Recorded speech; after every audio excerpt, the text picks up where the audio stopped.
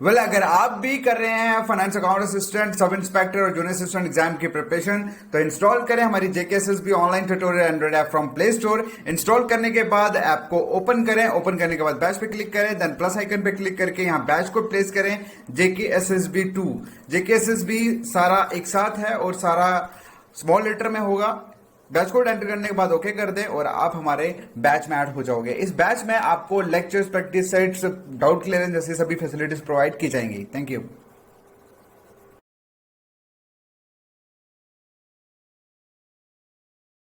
Hello everyone, I welcome you all to my next lecture.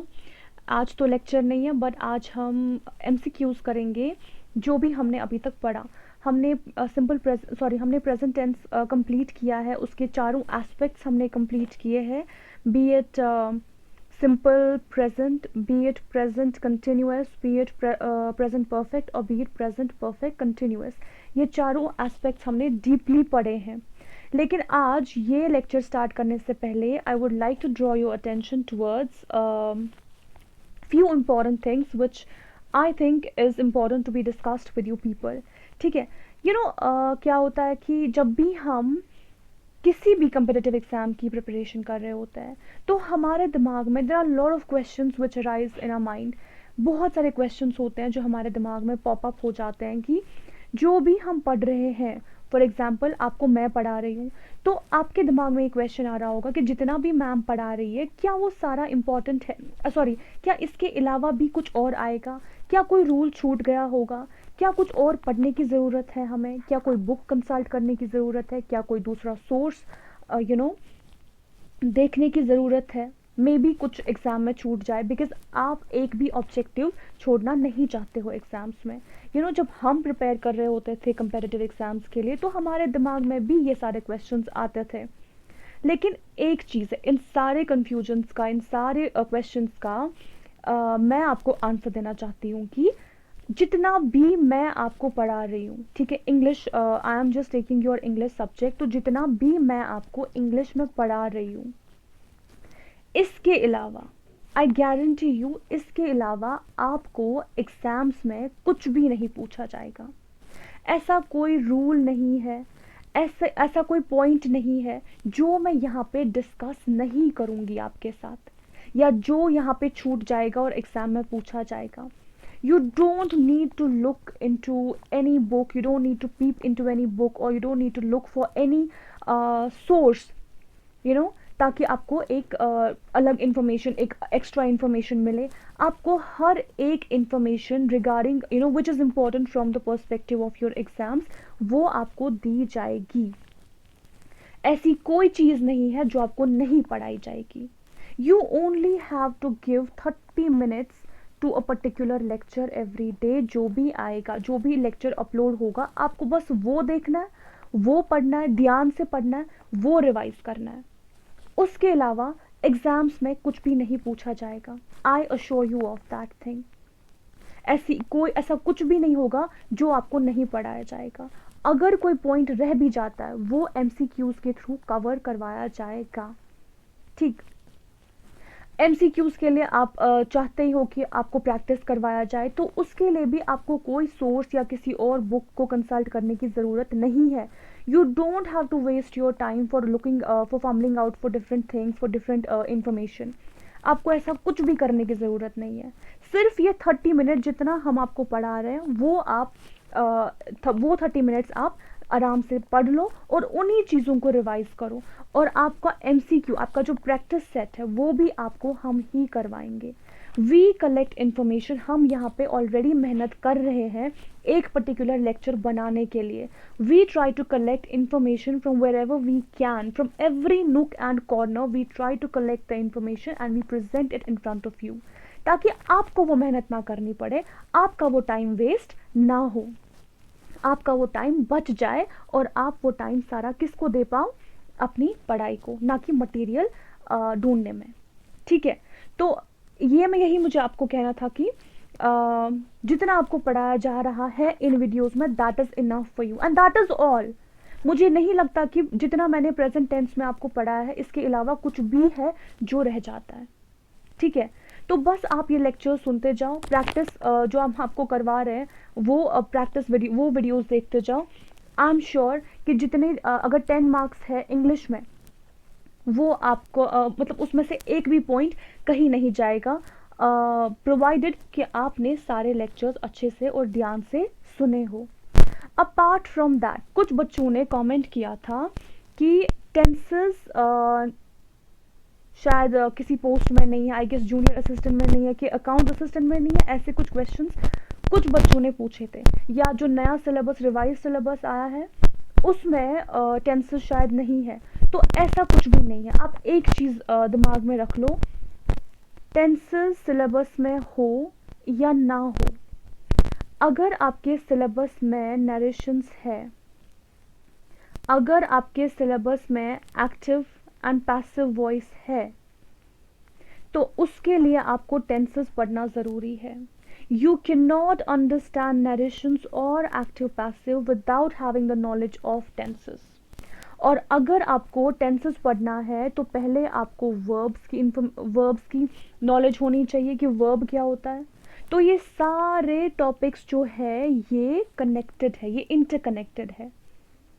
आपको narration जिसमें verb एक important role play करता है, एक्टिव पैसिव जिसमें वर्ब एक इम्पॉर्टेंट रोल प्ले करता है, टेंसेस जो कि which forms the basis of narrations and active passive, वो आप कैसे समझोगे जब आपने टेंसेस ही नहीं पढ़ा होगा। तो आप ये दिमाग में नहीं रखो कि टेंसेस सिलेबस में है या नहीं है, क्योंकि ये आपको ज़रूरी पढ़ना है। ठीक है, हो या ना हो doesn't matter at all. Okay, with that note I would like to start with today's lecture. ठीक है, तो ये सारे एमसीक्यूज मैंने कलेक्ट किए हुए हैं आप लोगों के लिए, कुछ इजी भी हैं और डिफ़िकल्ट भी है, और चारों एस्पेक्ट्स ऑफ प्रेजेंट टेंस पे है, B it simple present, present continuous, present perfect and present perfect continuous. पहले इजी वाले करेंगे, फिर धीरे धीरे थोड़े बहुत डिफिकल्ट लेवल के भी आएंगे। एक्चुअली डिफिकल्ट तो नहीं है, क्योंकि मेरे अकॉर्डिंग तो नहीं है, शायद आपको लगे, बट इसके बाद आपको प्रेजेंट टेंस में कोई कंफ्यूजन नहीं होगा। Is that clear now? Let's just start. तो पहला क्वेश्चन जो यहाँ पे है that is do you dash chocolate milk. अब अगर यहाँ पे डू यूज हुआ है तो ऑब्वियसली मैंने आपको पहले ही कहा था डू या डज किस में यूज होता है, ये दो ऑक्सिलरी वर्ब्स किस में यूज होते हैं, ये सिंपल प्रेजेंट में यूज होते हैं। तो डेफिनेटली ये बी लाइक तो नहीं आएगा, क्योंकि डू एक अलग फैमिली को बिलोंग करता है, बी एक अलग फैमिली को बिलोंग करता है। ये मैंने शायद पहले नहीं बताया है आपको। 3 फैमिलीज है ऑक्सिलरी वर्ब्स की, डू, बी एंड हैव। तो डू के जो वर्ब्स है वो कौन से हैं? एक तो डज है, डिड है, डन है, डूइंग है। ओके, बी जो है इसकी फैमिली में जो ऑक्सिलरी वर्ब्स आते हैं वो कौन कौन से हैं? Be, is, am, are, was, were, been और बीइंग। हैव जो है इसमें हैज आता है, हैड आता है और हैविंग आता है। सो अगर डू ऑलरेडी है तो बी नहीं आएगा, तो ये ऑप्शन पहले ही एलिमिनेट हो जाता है। उसके बाद लाइक और लाइक्स बचा, इन दोनों में से क्या आएगा? मैंने आपको पहले ही बताया है, अगर डू है तो डू के साथ आप वर्ब, मेन वर्ब जो है, डू तो ऑक्सिलरी वर्ब है, इसके साथ जो मेन वर्ब आप यूज करोगे वो कौन सा यूज करोगे? That will B V1 and not V5। ठीक है, डू के साथ भी और डज के साथ भी। अगर यहाँ पे डज भी होता तो आप लाइक्स यूज नहीं कर सकते थे, आपको लाइक ही यूज करना था। ठीक है, सो क्या आएगा यहाँ पे? Do you like chocolate milk. So this is your option for the first question. Hope this is clear. उसके बाद he dash not want to go to the movies. क्या आएगा यहाँ पे? he do तो नहीं आएगा, क्यों? क्योंकि he singular noun है और do क्या है? plural noun है, क्योंकि it does not end with s। ये मैंने आपको पहले ही बताया था। singular noun takes singular verb। तो is तो singular verb है, लेकिन यहाँ पर ये जो सेंटेंस है ये किस में है, सिंपल प्रेजेंट में है, तो इज के साथ यहाँ पर वांटिंग आएगा, he is not wanting to, ठीक है। तो इज यहाँ पे एलिमिनेट होगा क्योंकि वर्ब जो है वो आईएनजी फॉर्म में नहीं है, तो क्या आएगा, डज आएगा। Singular noun singular verb, he does not want to go to the movies. Got it, understood. चलो let's move on to the next one. He dash now, अब देखो अगर ये नाउ नहीं होता, ही प्लेज टेनिस ये भी सही होता, ही वॉन्ट्स ब्रेकफास्ट ये भी सही होता, ही वॉक्स होम ये भी सही होता। अब अगर इसमें चेंज है तो वो किस चीज से आती है, इस पर्टिकुलर वर्ड से, कि अभी क्या हो रहा है, अभी क्या चाहिए। अगर हम ही प्लेज टेनिस लिखेंगे तो आप नाउ नहीं लिख सकते हो, ही प्लेज टेनिस नाउ वो टेम्पररी एक्शन होगा कि अभी ये कुछ एक्शन कर रहा है जो बाद में नहीं करेगा, और जो ये प्लेज टेनिस है ये एक रेगुलर एक्शन की बात कर रहा है कि वो टेनिस खेलता है, दैट मीन्स हर बार खेलता है, हमेशा खेलता है, वो एक परमानेंट एक्शन आएगा, एक रेगुलर एक्शन, एक हैबिचुअल एक्शन की बात करेगा विच इज इन सिंपल प्रेजेंट। तो अगर नाउ यहां पर है ही वॉक्स होम, ये भी नहीं होगा, ठीक है। तो ऐसा नहीं है कि वो इस बार ही सिर्फ घर आ रहा है, वो हमेशा ही घर आता है। ही वॉन्ट्स ब्रेकफास्ट नाउ, उसको इस टाइम पे क्या चाहिए, he wants breakfast now, okay. तो इसका सेंस बन रहा है just because of this particular word now, ठीक है। So this is your correct option. उसके बाद it dash a beautiful day today, देखो पहले आर और एम तो नहीं आएगा क्योंकि इट के साथ you can't use are, it के साथ you can't use am, it के साथ आप हमेशा इज ही यूज करोगे। It is a beautiful day today, so is will be your correct option, okay. Next, sorry Liza dash not here at the moment, Liza am तो नहीं आएगा क्योंकि एम सिर्फ आई के साथ यूज होता है। लीजा इज, यस डेफिनेटली ये हो सकता है, लेकिन क्या बी होगा, Liza be not here, it doesn't make any sense. तो कौन सा ऑप्शन आपका सही होगा, लीजा इज, क्योंकि लीजा क्या है, वो सिंगुलर नाउन है और इज भी सिंगुलर वर्ब है, और singular noun always take singular verb. Next, they not here, वो यहां नहीं है, they dash right now, again अभी जो एक्शन हो रहा है उसकी बात हो रही है, करंट सिचुएशन में क्या एक्शन हो रहा है उसकी बात हो रही है, ठीक है। They go to school right now, अगर गो टू स्कूल लिखा है, सॉरी वन सेकेंड, अगर गो टू स्कूल लिखा है दैट मीन्स एक रेगुलर एक्शन की बात हो रही है, परमानेंट एक्शन की बात हो रही है, वो हमेशा स्कूल जाते हैं। तो राइट नाउ यहाँ पे नहीं है, राइट नाउ के अकॉर्डिंग गो टू नहीं गोइंग आना चाहिए, they are going to school right now, तो ये ऑप्शन पहले ही कैंसिल हो जाता है। उसके बाद they swim at the beach, again they are swimming होना चाहिए था, they swim at the beach right now नहीं होना चाहिए था, लेकिन they are on holiday right now ये सही है, वो इस वक्त हॉलीडे पे है, ये सही है, क्योंकि ये एक्शन आगे चेंज हो सकता है, इस वक्त है, अब इसके बाद हो या ना हो that we don't know, okay.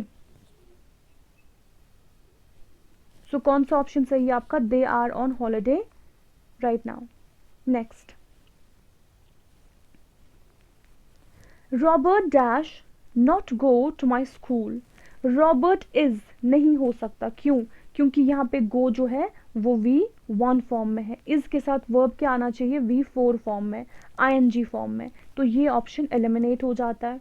Robert does not go to my school, ये सही है, रॉबर्ट आर नहीं आ सकता, क्यों, क्योंकि रॉबर्ट जो है वो सिंगुलर नाउन है और आर जो है वो प्लूरल नाउन है, तो ये सिंगुलर, सॉरी ये प्लूरल वर्ब है, तो आर जो है, सॉरी सिंगुलर नाउन जो है that does not take plural verb, तो डज आएगा यहाँ पे because singular noun and singular verb. और क्योंकि सेंटेंस सिंपल प्रेजेंट में है तो उसके साथ सिंपल प्रेजेंट के साथ कौन सा ऑक्सिलरी वर्ब यूज होता है, एक तो डू और दूसरा डज, ओके। तो does is your correct answer. Next, how much do I dash you, again do है, क्वेश्चन फॉर्म में है, तो अगर डू है तो आपको समझना है कि सेंटेंस जो है किस फॉर्म में है, सिंपल प्रेजेंट फॉर्म में है ना। तो ओविंग तो नहीं आएगा, डू आई ओविंग यू कभी नहीं, डू के साथ सिंपल प्रेजेंट में वर्ब ing फॉर्म में नहीं आता। ओव यस डेफिनेटली ये हो सकता है, लेकिन हैव ओव क्यों नहीं आएगा, क्योंकि हैव और हैज किस में यूज होता है, प्रेजेंट परफेक्ट में यूज होता है। तो ओ आएगा यहाँ पे, क्योंकि ये V1 है और डू के साथ V1 ही यूज होता है। How much do I owe you, okay. We dash European, अब वी डू और बी तो नहीं हो सकता, क्यों, मैंने अभी आपको बताया डू और बी को हम एक साथ नहीं लिख सकते। उसके बाद क्या ऑप्शन है, वी आर, एंड ये मैं यहीं पे लिख देती हूँ, we are, we do are, we are, we do are. अब देखो डू और are, we do are European, it doesn't make any sense. तो यहाँ पे क्या आएगा, वी आर यूरोपियंस, यहाँ पे एस होना चाहिए, वी आर यूरोपियंस। और मैंने आपको ये बात बता दी थी कि जब भी मेन वर्ब एब्सेंट होगा, main verb will not be present in a sentence, क्योंकि यहाँ पर जब आप वी आर यूरोपियंस लिखते हो, आप सोचोगे कि इस सेंटेंस में मेन वर्ब तो यूज होता ही नहीं है, हुआ ही नहीं है। तो यहाँ पे ये सेंटेंस को हम कैसे पहचानेंगे कि whether this sentence is simple present और प्रेजेंट कंटिन्यूअस। एक चीज आपको मैं बताऊंगी, मेन वर्ब जब भी एब्सेंट होगा किसी भी सेंटेंस में, तो ऐसा नहीं होता है कि सेंटेंस में मेन वर्ब है ही नहीं। उस टाइम पे जो ऑक्सिलरी वर्ब होता है, it acts as the main verb, okay. क्योंकि वर्ब के बिना ऐसा हो ही नहीं सकता कि वर्ब के बिना कोई सेंटेंस बनेगा। हर किसी सेंटेंस में वर्ब होगा, या तो उसमें ऑक्सिलरी वर्ब होगा और मेन वर्ब दोनों होंगे, या तो सिर्फ ऑक्सिलरी वर्ब होगा। तो लेकिन जिस सेंटेंस में मेन वर्ब नहीं होगा, जैसे यहाँ पर आपको कोई एक्शन तो नहीं दिख रहा है, इस सेंटेंस में एक्शन इज मिसिंग, तो main verb is missing, isn't it. तो जहां कहीं भी मेन वर्ब सेंटेंस में नहीं होगा, उस टाइम पे जो ऑक्सिलरी वर्ब्स होते हैं like is, am, are, have, has, had, did, do, does, वही वर्ब्स क्या एक्ट करते हैं, they act as main verbs, okay. तो यहाँ पर वी आर यूरोपियंस होगा, ना कि we do are, it doesn't make any sense, ना कि वी डू बी।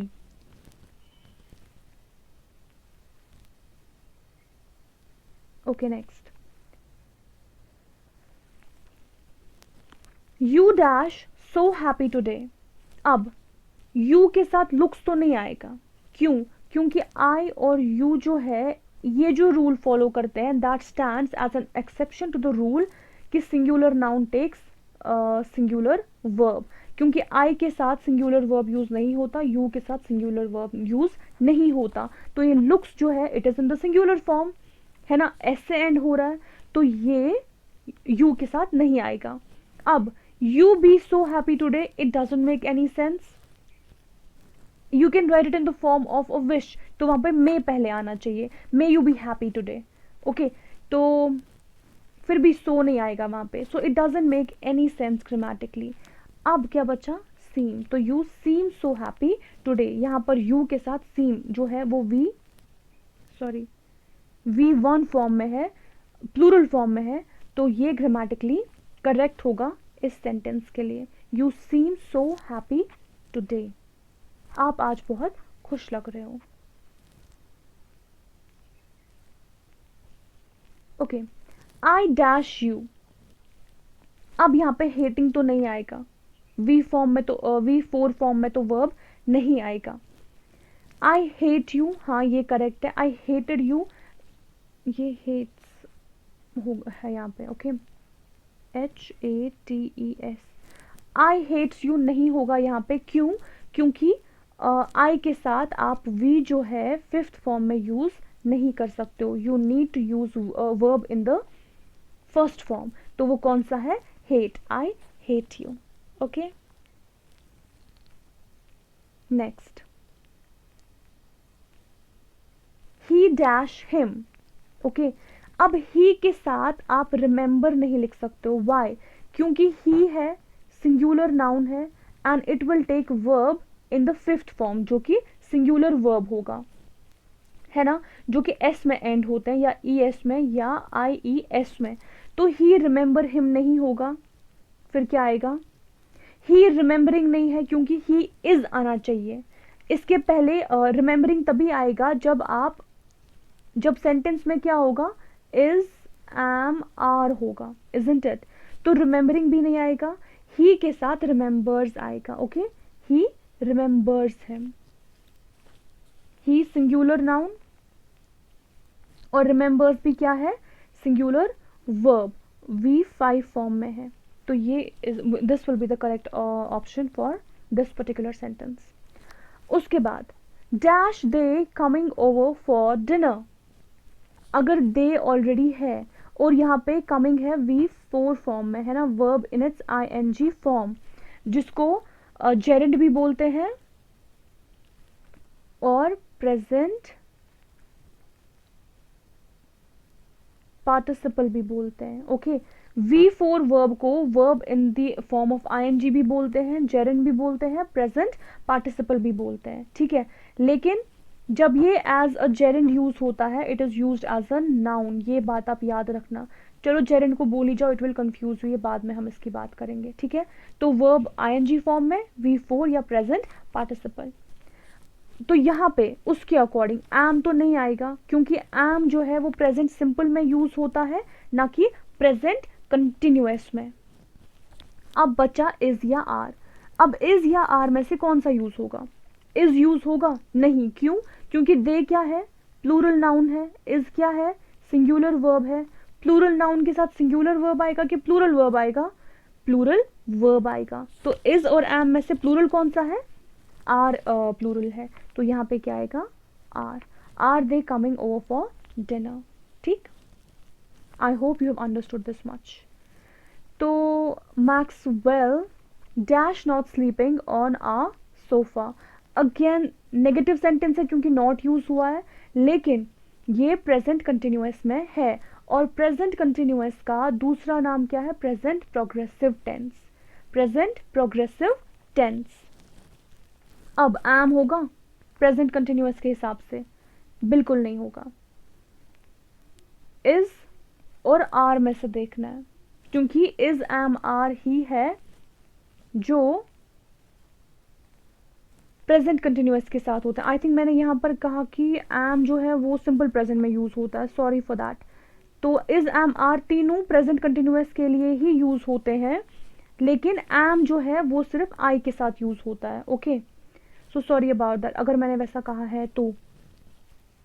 यहां पर भी मैक्सवेल जो है उसके साथ एम यूज नहीं होगा।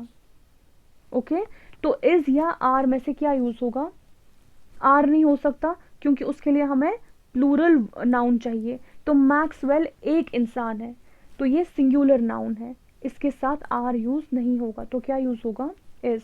Maxwell is not sleeping on a sofa. My mother-in-law is dash at our house this week. Okay, तो टेम्पररी एक्शन की बात हो रही है। My mother-in-law is dash at our house this week. Stay होगा यहाँ पे, स्टे मैं यहीं पे ऑप्शंस लिख देती हूँ, ठीक है। स्टे, स्टेइंग,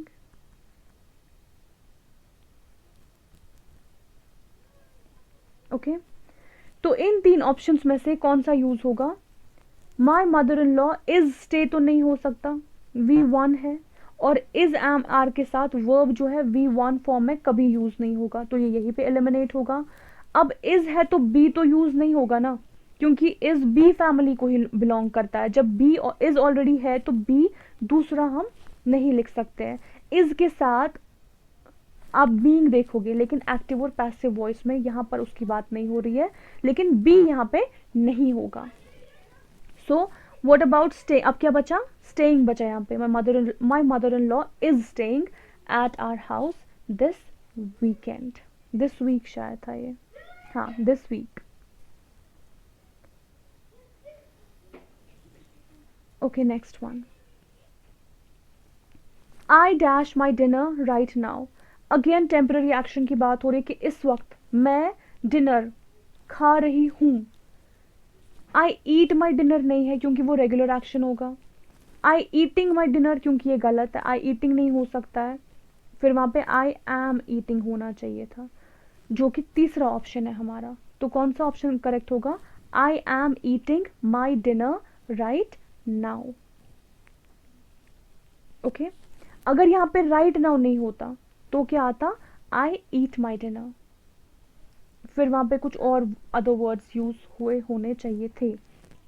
ठीक, according to right now I am eating ही होना चाहिए, क्योंकि करंट सिचुएशन की बात हो रही है कि अभी मैं क्या एक्शन कर रहा हूं या कर रही हूं। Okay, and that can be temporary, जो कि आगे चेंज होगा।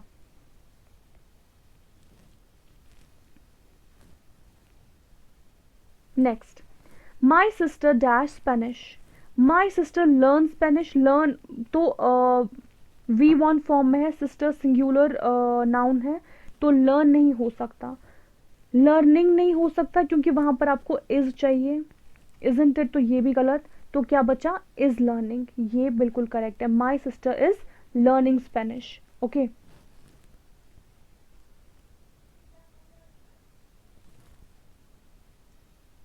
Next, I dash at the hair salon until September. फिर से टेम्पररी टाइम की बात हो रही है और उस एक्शन की बात हो रही है which is in the progress. Okay, तो वर्क यहाँ पे नहीं होगा। I work at the hair salon until September. अगर यहाँ पे ये टाइम एक्सप्रेशन अगर यहाँ पे ये टाइम एक्सप्रेशन नहीं दिया गया होता तो हम वर्क लिखते, लेकिन जो ये टाइम एक्सप्रेशन दिया गया हुआ है कि कब तक आप काम कर रहे हो, तो वहां पे वर्क नहीं यूज होगा। What is the next option here? I be working गलत है, क्योंकि आई के साथ आप बी यहाँ पे यूज नहीं कर सकते हो। I am working at the hair salon until September, that will be correct. I am working. अब ये प्रेजेंट कंटिन्यूअस यहाँ पे क्यों यूज होगा? इसका एक रूल है यहाँ पे, जो मैंने आपको रूल्स पढ़ाने के टाइम नहीं बताया था। जो प्रेजेंट कंटिन्यूअस है वो फ्यूचर में, जो फ्यूचर के प्लान्स है या जो फ्यूचर में एक्शन होने वाला है उसके बारे में बात बताता है। So present continuous talks about future plans और it talks about that action which is going to take place in the future.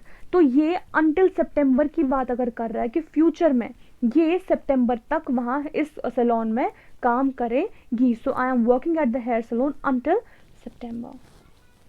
ठीक है, तो ये फ्यूचर प्लान्स की यहाँ पे बात कर रहा है और प्रेजेंट कंटिन्यूअस जैसे कि फ्यूचर टेंस फ्यूचर की बात करता है।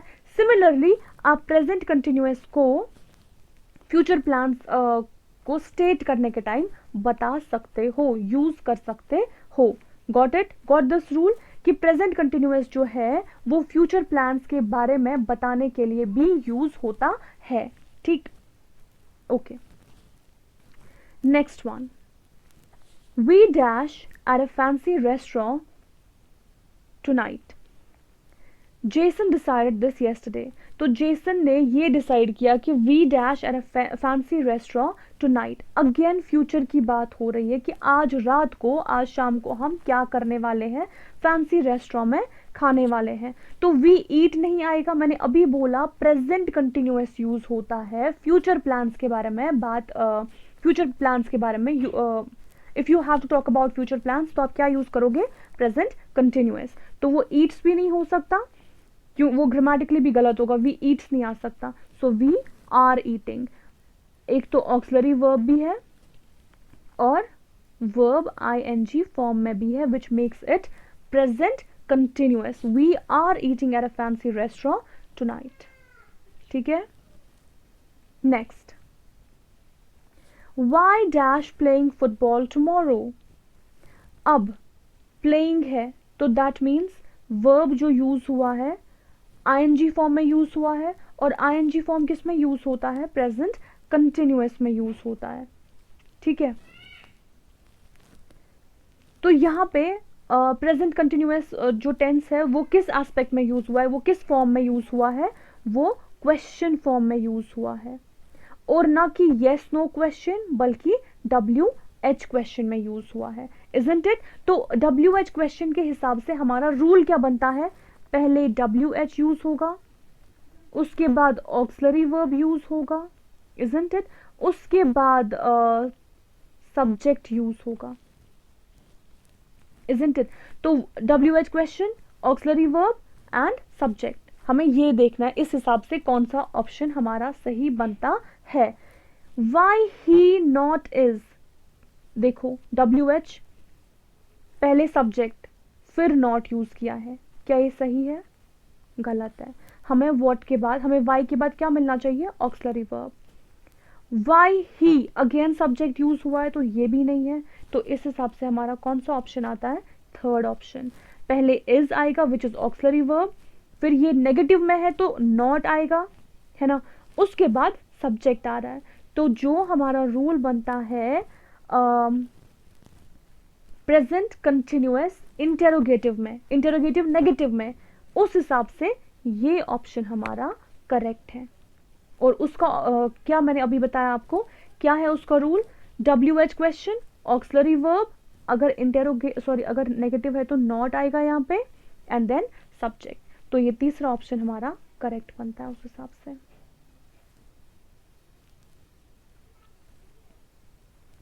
अगर आपको कोई भी कंफ्यूजन इन ऑब्जेक्टिव्स में रहता है तो आप पहले प्रेजेंट टेंस पे जो मेरी 4 वीडियोस है पहले आप वो देख लो, उसके बाद आई डोंट थिंक कोई भी कंफ्यूजन होगा when you are going to do all these MCQs, ठीक। Next one, they are dash a new shopping mall downtown. अब अगर आर है, ऑक्सिलरी वर्ब है, ओके, तो मेन वर्ब किस में होगा, वो सिंपल प्रेजेंट तो नहीं हो सकता, प्रेजेंट परफेक्ट नहीं हो सकता, प्रेजेंट परफेक्ट कंटिन्यूअस में नहीं हो सकता, तो किस में होगा, प्रेजेंट कंटिन्यूअस में हो सकता है, सॉरी ING फॉर्म में हो सकता है, इजंट इट, क्योंकि ऑक्सिलरी वर्ब और मेन वर्ब ING फॉर्म में ही क्या बनाते हैं, प्रेजेंट कंटिन्यूअस, ठीक।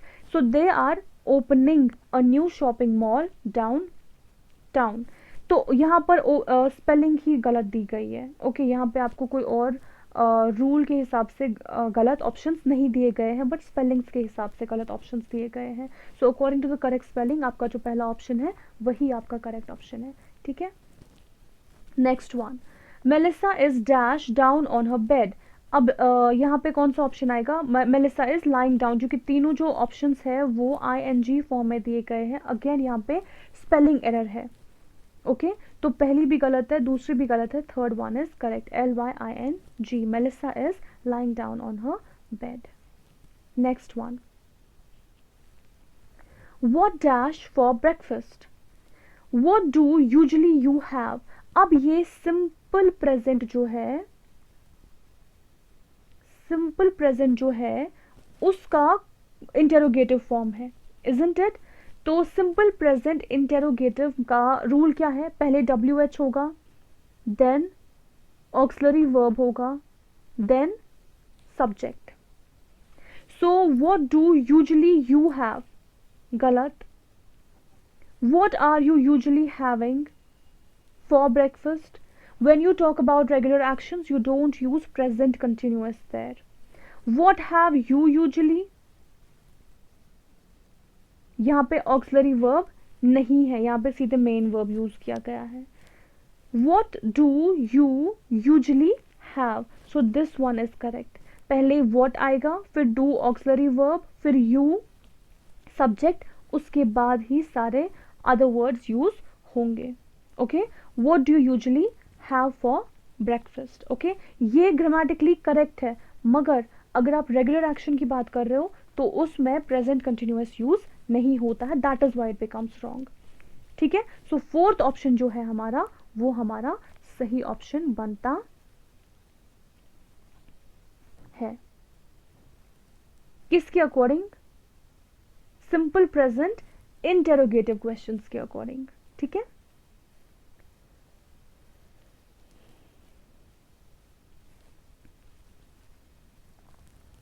My brother dash very hard at the moment because some of his colleagues are off sick. तो एट द मोमेंट की बात हो रही है, टेम्पररी एक्शन की बात हो रही है, करंट सिचुएशन की बात हो रही है, तो क्या आएगा? प्रेजेंट कंटिन्यूअस टेंस आएगा यहाँ पे, प्रेजेंट प्रोग्रेसिव टेंस आएगा यहाँ पे। तो वर्क्स उसके हिसाब से गलत होगा, वर्क भी गलत होगा, वर्किंग गलत होगा, क्योंकि वर्किंग के लिए हमें क्या चाहिए? हमें ऑक्सिलरी वर्ब चाहिए, जो कि किस ऑप्शन में है? बी ऑप्शन में है। My brother is working very hard at the moment, और जब, क्योंकि उसके कॉलीग्स जो हैं दे आर सिक, जब वो ठीक होके आएंगे then he may not have to work that hard. तो ये जो एक्शन वो कर रहा है अभी टेम्पररी है, इसके कॉलीग्स आएंगे, ये एक्शन चेंज भी होगा, isn't it? So is working is the correct option over here. उसके बाद what dash, what mean this word? गलत, ये interrogative question है, simple present interrogative, तो उसके हिसाब से हमें क्या देखना? ये भी गलत होगा, what means this, क्योंकि auxiliary verb ही नहीं है। what does this word mean? what के बाद auxiliary verb, उसके बाद सब्जेक्ट, isn't it? उसके बाद मेन वर्ब होगा। So what does auxiliary verb है, word which is the subject, और उसके बाद बाकी अदर वर्ड्स। अब आप बोलोगे कि यहाँ पे दिस है, सो it doesn't matter at all, क्योंकि दिस इसी नाउन को पॉइंट आउट कर रहा है, और ये दिस जो है it is a demonstrative adjective, it is a demonstrative adjective, ठीक है। तो रूल के अकॉर्डिंग कौन सा ऑप्शन आपका सही आ रहा है? सी।